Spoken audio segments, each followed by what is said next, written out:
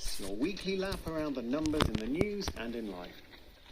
This is the last in the series, so we're going out with a bang. There's a much vaunted new treatment for Alzheimer's disease, but what evidence do we really have that it will change lives? YouTube is full of claims about the dangers of vaccines. We look at one that's so astonishingly wrong, you can see the error from 1850.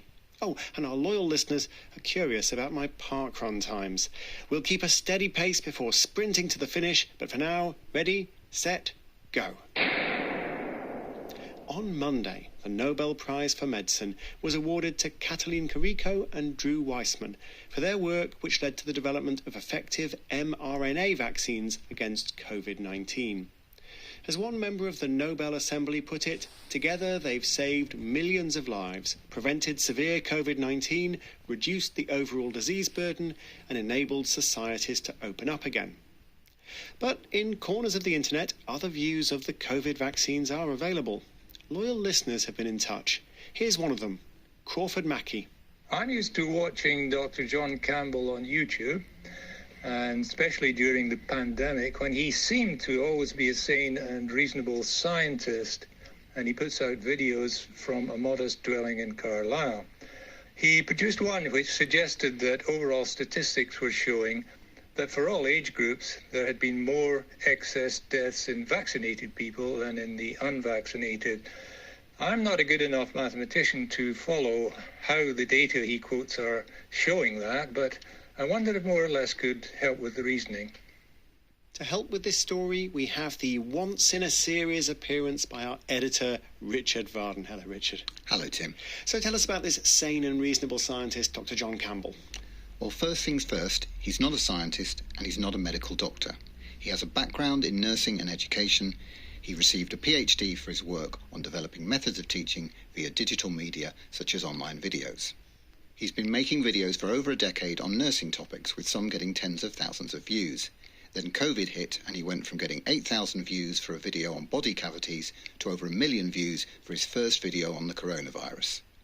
And since then, he's been on quite a journey. From wholesome videos about how to wash your hands to videos expressing what might be regarded as more fringe medical views.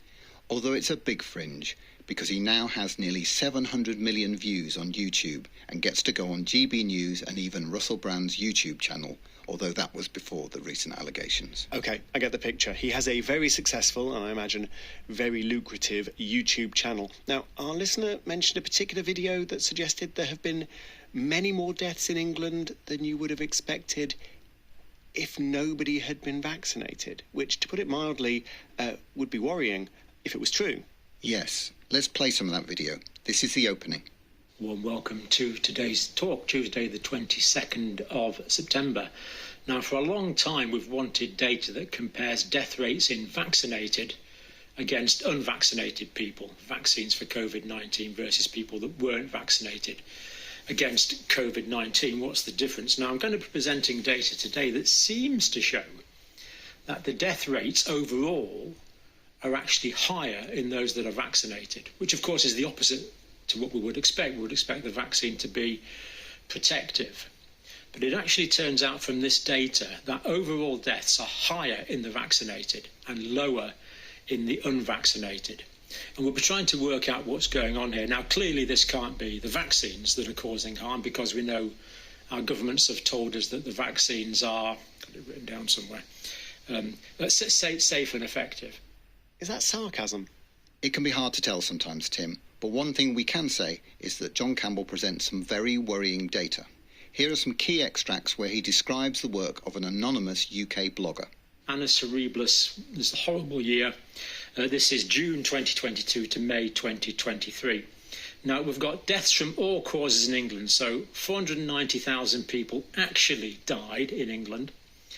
And if no one had been vaccinated, then it should have been 334. So the death rates in the unvaccinated were taken as the normal, and then we're comparing the deaths in the vaccinated and the whole population in comparison. It's really quite a clever way to look at this. The difference there is 155,803 people between June 2022 and May 2023.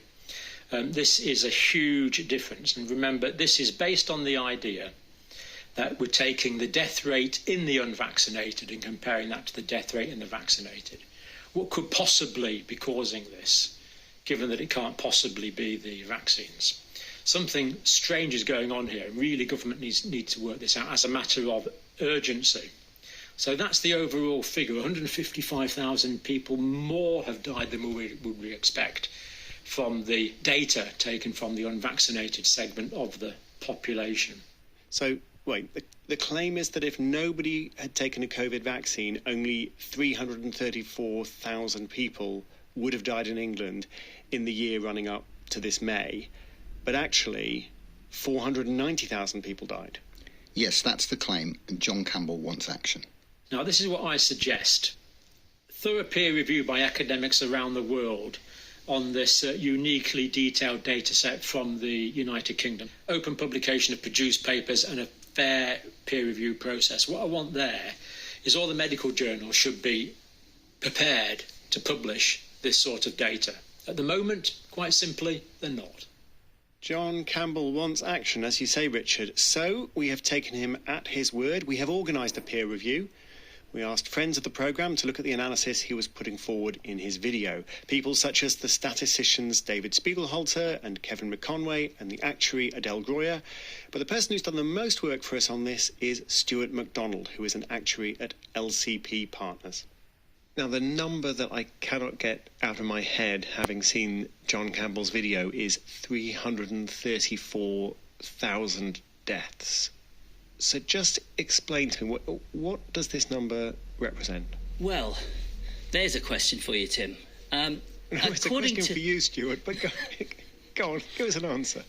According to John Campbell and the blog from which he's quoting, that 334,000 is the number of deaths in total from all causes that we would have seen in England over a one-year period if nobody was vaccinated. OK, so the idea is that if nobody had taken the COVID vaccines specifically, we would have had 334,000 deaths in England.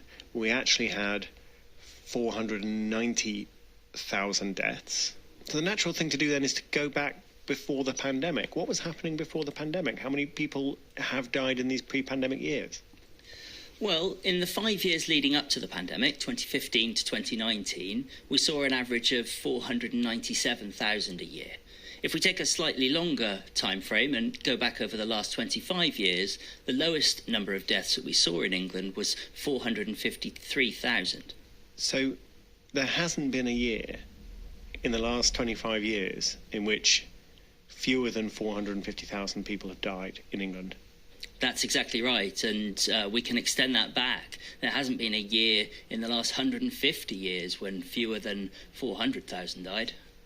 OK, so that does raise a question mark as to what on earth is happening with this claim that 334,000 people would have died if only nobody had been vaccinated, given that we haven't seen that number of deaths in England in the entire 20th or 21st century. Yes, it's a very strong signal indeed. OK, right, yes, strong signal. That's a very polite way of doing it. It's wrong. I mean, it can't possibly be right. Does the whole analysis that John Campbell is relying on basically revolve around that figure, or is it possible that he could be correct even though that number's wrong?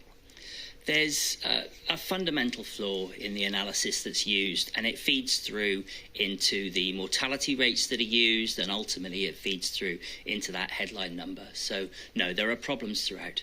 What has been done here is, rather than use that known population, they've used a different population, which is too large. It includes people who are registered more than once with different GPs, people who've left the country, and of course it applies to the whole population rather than just the ones who were included in the linked data set used by ONS. So fundamentally, they've used inappropriate death rates to calculate the number of people that would have died if everybody was unvaccinated.